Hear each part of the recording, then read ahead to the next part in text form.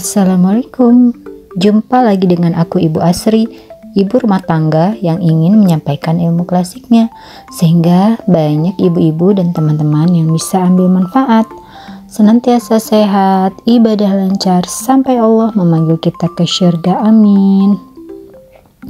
Apa kabar teman-teman onlineku? Semoga teman-teman semua selalu dalam keadaan sehat dan dalam penjagaan Allah Subhanahu wa taala.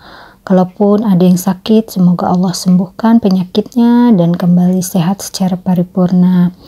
Nah, di kesempatan kali ini Ibu akan membahas sedikit tentang obat herbal yang ada di dapur kita loh teman-teman. Ini ternyata bisa digunakan sebagai obat penyakit kuning. Nah, mungkin sebagian teman-teman sudah tahu ya penyakit kuning itu apa sih, Bun?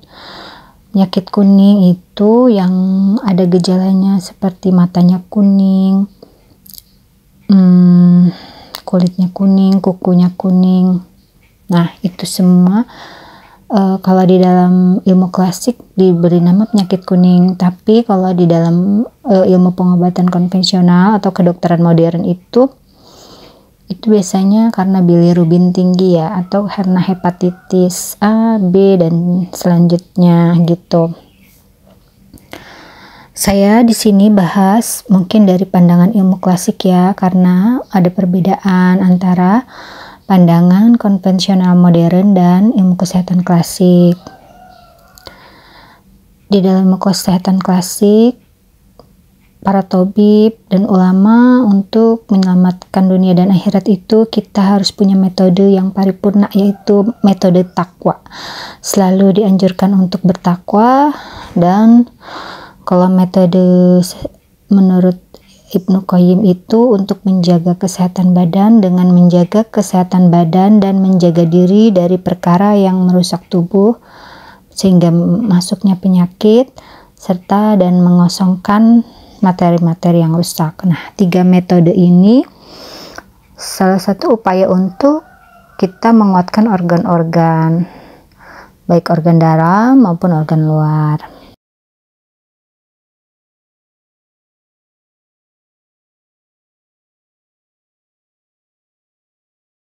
Kolbu adalah jantung yang disebut sebagai raja, kalau hati sebagai jenderal. Karena hati kenapa dibilang jenderal? Karena dia mampu menghimpun pasukan, menyiapkan darah dan mengeluarkan sesuai dengan kebutuhan tubuh kita.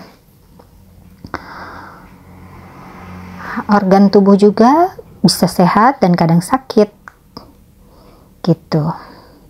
Nah, ini bahan yang saya gunakan yaitu 2 jari kunyit rimpang, 1 jari, maksudnya 1 siung bawang putih, kemudian 1 jari kayu manis. Nah, ketiga bahan itu direbus dengan menggunakan 2 gelas air. Kita tutup, jangan sampai ada udara yang keluar karena itu khasiat dari air herbalnya nanti takutnya keluar ya, atau minyak atsirinya itu khawatir keluar. Kemudian kita tunggu sampai mendidih, lalu ketika sudah mendidih kita kecilkan api, kita tunggu kurang lebih 10 menit ya teman-teman. Nah,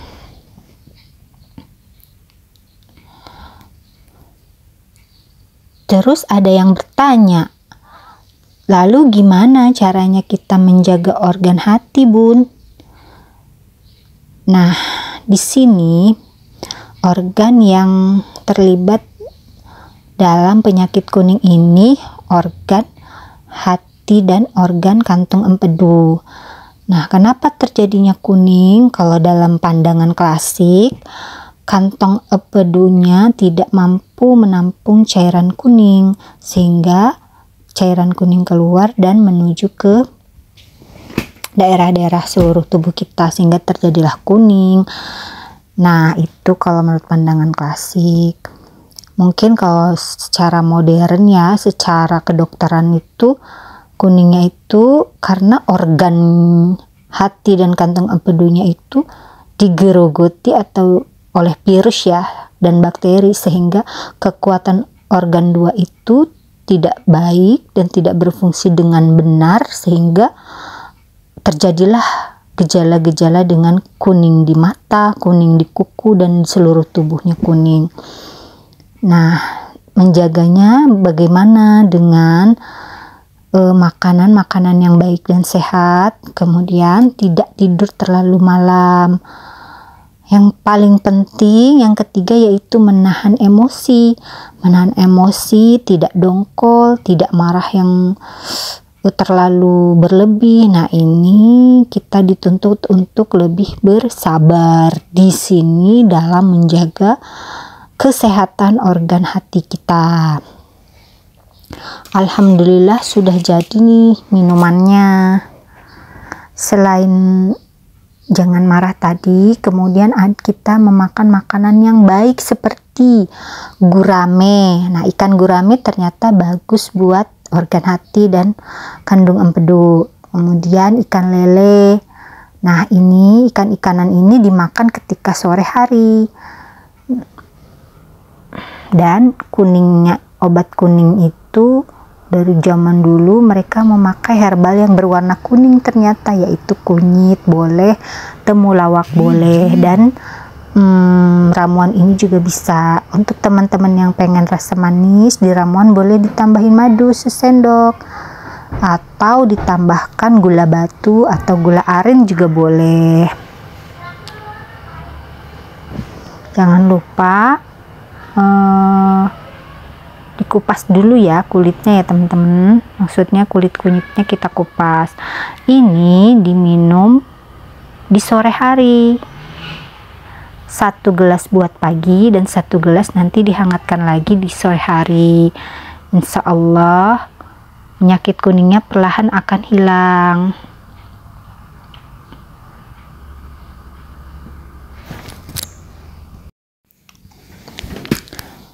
Lalu menguatkan 2 organ di hati dan empedu ini dengan tidak tidur terlalu malam, karena 2 organ ini rentan terhadap angin malam.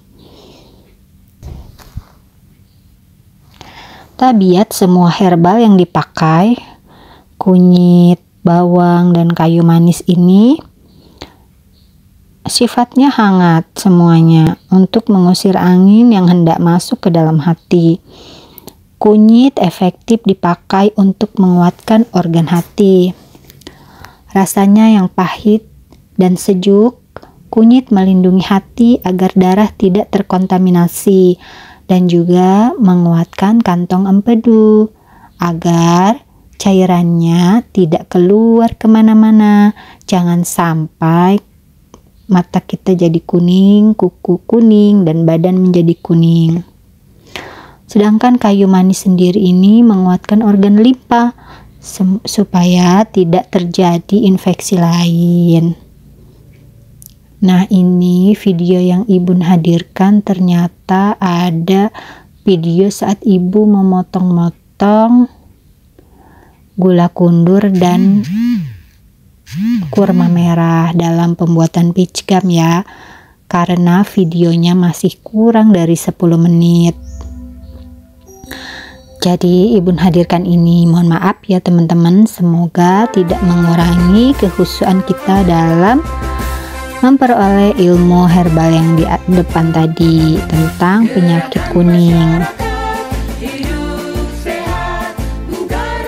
Sebenarnya penyakit kuning dibagi dalam beberapa jenis, ada yang disertai demam, diare, atau disertai sakit kepala, tapi Ibu tidak membahasnya karena terlalu panjang. Semoga video yang Ibu hadirkan walau sedikit ini bisa bermanfaat, apalagi buat teman-teman yang di pelosok, yang tidak ada fasilitas kesehatan, yang bingung apa sih langkah pertama jika terjadi penyakit itu di rumah gitu. Jadi ambil saja semua bahan yang ada di dapur yang tadi saya sebutkan, insya Allah kesembuhan itu biiznillah atas izin Allah. Terima kasih teman-teman. Assalamualaikum.